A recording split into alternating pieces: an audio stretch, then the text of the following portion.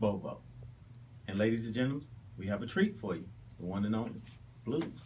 Right on. So in the beginning, they wanted you to turn down. They wanted you silent. But when you were born, your skin became a soundtrack. Background music to our history. An old slave's freedom song, a civil rights march sang in the tune of We Shall Overcome, the funk of a black exploitation flick. The rhythm in your boombox of a chest became movement. You were born so loud. Because God used jazz hands to compose you through big band theory. He big banged you out on Beat Machine. You are a ninth wonder walking this world with J Dilla dripping through your veins. You got the genius of Herbie Hancock back ready to explode with Righteous Soul. You got Howlin' Wolf wailing in your gut, Hendrix on your liver, Prince and Otis Redding in full concert on your chin. You got Earth, Wind, and Fire in your lungs. There's blues in your bones, boy. Gospel in your laughter. Turn down. For what? Because the music in you scares them. Scares them enough to dump shots in your vehicle at a gas station. For the day a Michael Dunn pulls a gun on you for how loud your skin sounded that he could only hear his ignorance and fear through the cranked up decibels of God rocking through your body. I want you to tell me, what song were your eyes playing? What radio station was your smile tuned into?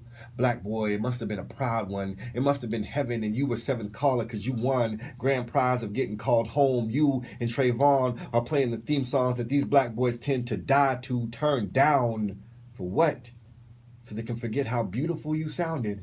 How hard your voice fought back against a society that best views you in the millions on YouTube, that best sees you as a problem solved by pretending that you, your rights, or your justice don't exist. The close of your casket is deafening. Your death will never be BDS coded, so it won't be on the radio, although it will always be requested. You see, their ignorance and fear is the music that these black boys tend to die to.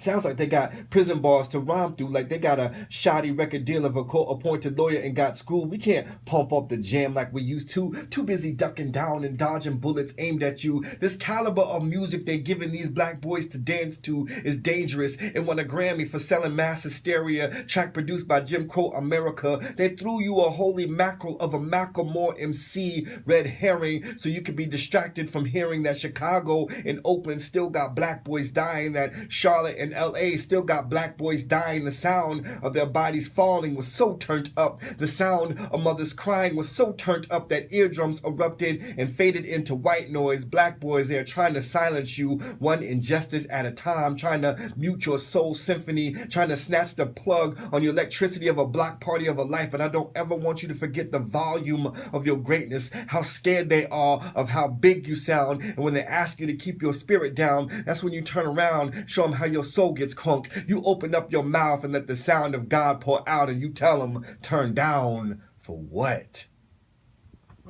Oh my goodness. Turn down for what? Turn down for what? That's heavy. Up. Heavy. Appreciate it, man. Love it. No doubt. Now let me ask you this. All right. What is your writing process? How do you come up with this? Man, it's different. People have asked me, like, what are kind of the themes that I write about, and I always say I try to write about the human experience, man, of all walks of life.